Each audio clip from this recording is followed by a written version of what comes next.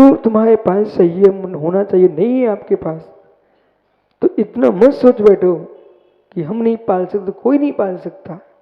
ये तुम्हारी निजी कमजोरी है। ऐसी अपनी कमजोरी को मित्र संपूर्ण विश्व में लागू नहीं कर सकते। ये सोचना चाहिए मेरे चारित्र मुनि कर्म का उपशम होगा, हम भी संयमी बनेंगे। लेकिन जितने संयमी हैं उनके प्रति सद्भाव रखना, ये तुम्हारे चारित्र मुनि कर्म के उपशमन का कारण है। कभी भी अश्रद्धा नहीं करना, अश्रद्धा नहीं करना। जम सकई तम की रही, जम न सकई तब सदृढ़, सद्य मानो जीवो पावी अजमर ठाड़म। जितना समर्थ उतना आपको करना चाहिए। अपनी वीर को छुपाना नहीं, अपनी शक्ति को छुपाना नहीं, और शक्ति नहीं है तो श्रद्धा नहीं करना। श्रद्धावान जीव भी एक दिन अजर अमर पद को प्राप्त करेगा, नियम से करेगा। तो ये क्षायिक सम्यक में जीव की नियतता हो चुकी है। तीसरे भव के अंदर अंदर मोक्ष जाएगा, चौथे भव का अतिक्रमण नहीं करेगा। चौसम सम्यक्त जो है, चौसवें भाव सर्व घाती प्रकृतियों को उद्याभावी छह, उन्हीं का सदव स्वरूप उपसम और देश घाती प्रकृति सम्यक प्रकृति जो है उसका उदय। फिर भी इसमें चल मल अवगाढ़ तीन दोष लगते हैं। जो तुम्हारे मस्तिष्क में आता ना, शांति ना शांति देंगे, पारस ना संकटों का हरण कर लेंगे, मनुष्य प्रतना शनि ग्रह का निवारण करेंगे। जो परिणाम चल रहे हैं इस सम्यक प्रगति के उदय से परिणाम आ रहे। चल दोष, मल दोष, अवगाढ़ दोष जीव के परिणामों में आता है। मेरी शांति, मेरी विधि, मेरा मंदिर है मित्र। मंदिर किसी का नहीं, भगवान अनंत का है। फिर भी तुम्हारे वंश ने मंदिर बनाया, बोले मेरा मंदिर है।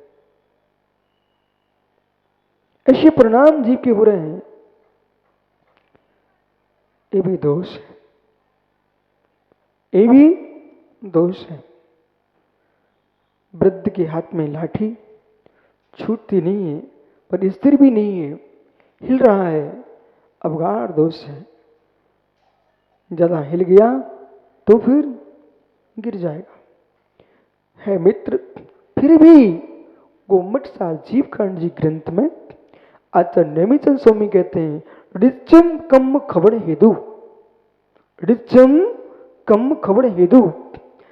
इस चलमल अवगाढ़ दोष आने पर भी सम्यक प्रकृति उदय में फिर भी नियम से कर्म छपड़ा का हेतु है।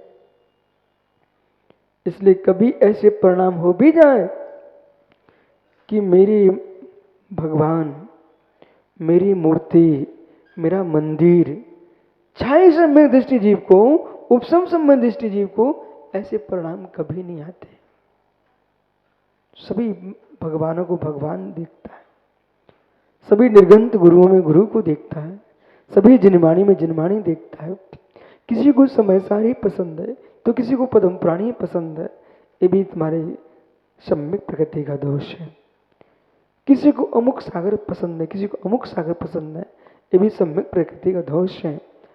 हे मित्र, गुरुओं में भेद, जिनवाणी में भेद और अरहंतों में भेद, मंदिरों में भेद, ये सम्यक प्रकृति का दोष है। ये निर्दोष सम्यक नहीं है।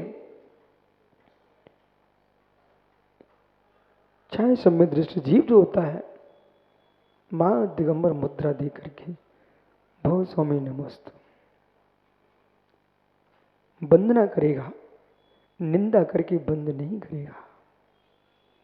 हे मित्र, वंदना करो, तुम बंद ना करो। पंडित जी क्या नहीं, वंदना करो, बंद ना करो।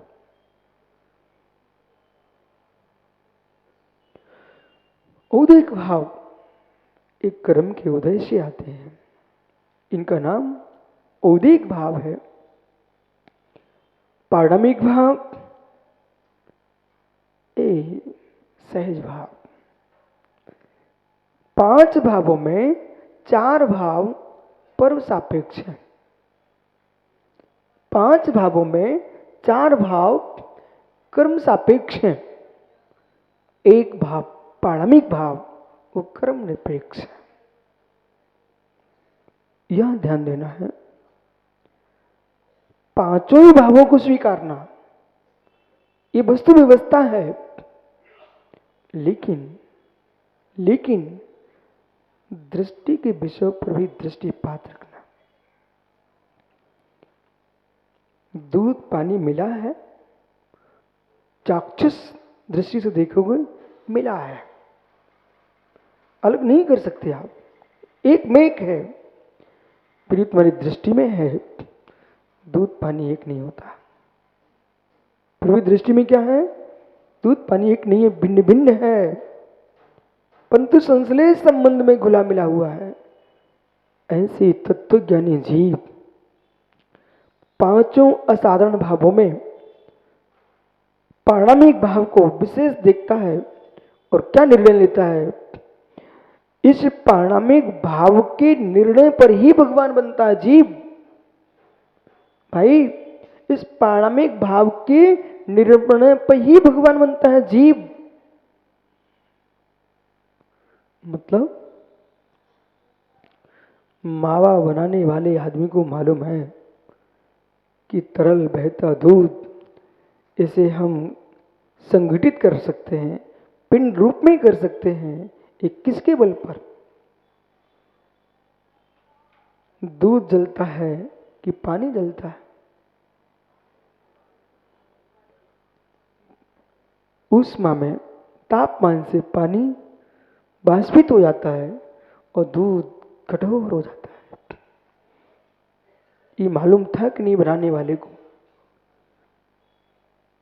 जैसे मावा बनाने वाले पुरुष को ये बोध रहता है कि पानी है दूध में, और जब भट्टी पर रख करके कढ़ाई में ओंट करके तुम मावा बना लेते हो और पूरे पानी को वाष्पित कर देते हो, इस बात का निर्णय 24 घंटे प्रत्येक जीव को होना चाहिए है। अहो मनुष्यों की कर्म के साथ तुम हिल रहे हो, डुल रहे हो। पुद्गल का संसार भ्रमण कालकृत है और जीव का भ्रमण कर्मकृत है।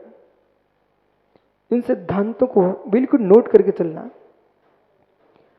पुद्गल जो ऊपर से नीचे होता है उसका कारण कालकृत है,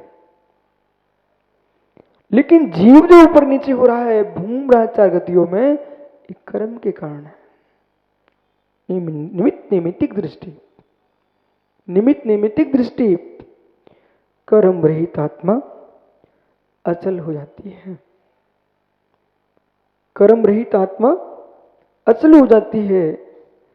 जीव की भ्रमण क्रियावृत्ति शक्ति होने पर भी यदि कर्म निकल जाता है, वही आत्मा निष्क्रिय हो जाती है। और निष्क्रिय अवस्था को प्राप्त करना है तो पाणमिक भाव पर लक्ष्यपात करो। ये पाणमिक भाव कह रहा है मैं चैतन्य। जीवत्व भाव, पाणमिक भाव, ये क्या हो रहा है? जीवत्व भी 2 प्रकार से है। कर्म सापेक्ष जीवत्व, कर्म निरपेक्ष जीवत्व। अभी समझना, इसके पहले को सोचना मत। जीव जीता है, जीव मर गया, ये किस अपेक्षा से कथन कर रहे हैं आप? एक कर्म सापेक्ष जीवत्व है। जो कर्म निरपेक्ष जीवत्व भाव है वो कभी नहीं मरता है न जन्मता है। वो तो जैसा है वैसा है, जो है सो है, त्रिकालिक है। जो कर्म सापेक्ष जीवत्व है वो अशुद्ध पाणमिक भाव है। वो अशुद्ध पाणमिक भाव जो है उसमें प्रबंधन चलता है और अशुद्ध पाणमिक भाव का क्षय करके शुद्ध पाणमिक भाव को जीव प्रकट करता है। शुद्ध पारमाणिक भाव जो है ये सिद्ध पर्याय है। पर संसार में ही जब हम कर्म निरपेक्ष देखते हैं जीव को, तो आत्मा मुझे शुद्ध ही दिखाई देती है। समझ में आ रहा है कुछ? आत्मा शुद्धि दिखाई देती है, आत्मा शुद्धि दिखाई देती है। जो भी आत्मा में अशुद्धि है, उपादान की योग्यता उसकी स्वयं की भी है, परंतु निमित्त दृष्टि कर्म की है। यदि कर्म आत्मा से पृथक हो जाए तो आत्मा में अशुद्धि किस बात की? शीघ्र स्वभावं विझन्ति, अपने स्वरूप का द्रव्य त्याग नहीं करता। वो अपने स्वरूप का त्याग नहीं करता है, ये त्रैकालिक दशा है। विटंबित है कर्मों से आत्मा। जिस जीव को ये दूसरा अध्याय आप सुनते ही सुनते मत जाना, अपने भीतर निर्णय करके सुनना और प्रथम सूत्र पर ही निर्णय कर लेना। इस प्रथम सूत्र पर ही निर्णय कर लेना आपको कि मैं मलिन हूं कि निर्मल हूं। मैं मलिन हूं कि निर्मल हूं। पंडित जी, जिनेंद्र डॉक्टर साहब, भाई दो दृष्टि से निर्णय करना, और इसी सूत्र का निर्णय करके आपको आगे बढ़ना है। और ये सूत्र का निर्णय आज के लिए नहीं करना है, अंतिम श्वास के लिए नहीं करना है, अंतिम पर्याय के लिए करना है। इस सूत्र का जो निर्णय है आज के लिए नहीं, अंतिम श्वास के लिए नहीं, अंतिम पर्याय के लिए करना है। पानी मलिन है, यहां से आपने प्रारंभ किया है। पानी मलिन है, पानी मलिन है, इसे भी नहीं भूलना, पानी मलिन है। यदि पानी मलिन नहीं मानोगे तो संदेश के पानी को क्या पंडित राकेश पीने बैठेंगे क्या? ऐसी बातें करना चाहिए अपन को जिससे इनको जल्दी समझ में आएगा। यदि पानी मलिन नहीं है तो संदेश के पानी को भी पी लेना चाहिए। पियोगे क्या भाई? नहीं पिएंगे ना। गोबर घुले पानी को पियोगे क्या? नहीं पियोगे ना। क्यों? मलिन है। ठहरिए, पानी मलिन है, क्या वास्तव में पानी मलिन है? क्या पानी मलिन नहीं है? गोबर की सापेक्षता, मल की सापेक्षता के कारण तुम कितनी द्रव दृष्टि से निर्मल कहो, पर उस पानी को पिया नहीं जाता। ऐसे ही नरक, त्रियंच, देव, नारकी, ये चार गतियां हैं। एक गोबर घुला हुआ है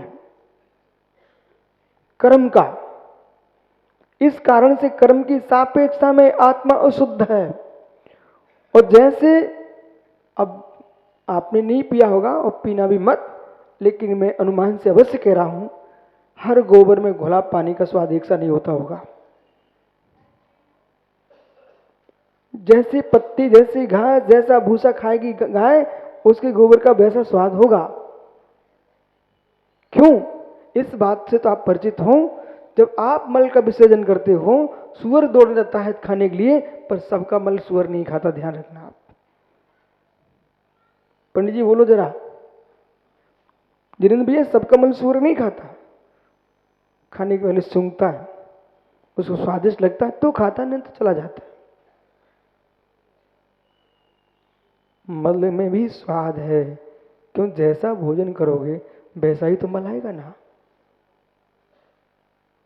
हे मित्र, जैसे मल के घुले पानी को आप नहीं पीते हो, अशुद्ध है वो, कर्म सापेक्षता से, पानी अशुद्ध मल सापेक्षता से, ऐसे ही मित्र हर प्राणी के कर्म अलग अलग हैं, अलग अलग हैं, अलग अलग हैं भाव सापेक्षता से।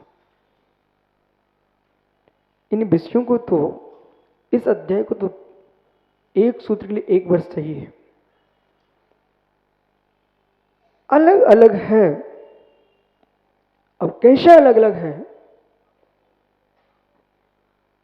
पानी है, जैसा वर्ण कलर डाला वैसा रंग हो जाएगा पानी का, बराबर। पहले मैं आपको यह समझा रहा हूं कि अशुद्धि को भी स्वीकारिए। अशुद्धि को नहीं स्वीकारोगे ना, तो फिर संसार की इन पर्यायों की प्रत्यय सत्य में जो भिन्नता नजर आ रही है, इन सब का तुम लोप नहीं कर सकते हो।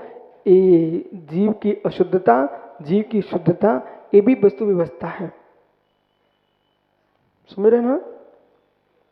ये भी वस्तु व्यवस्था है।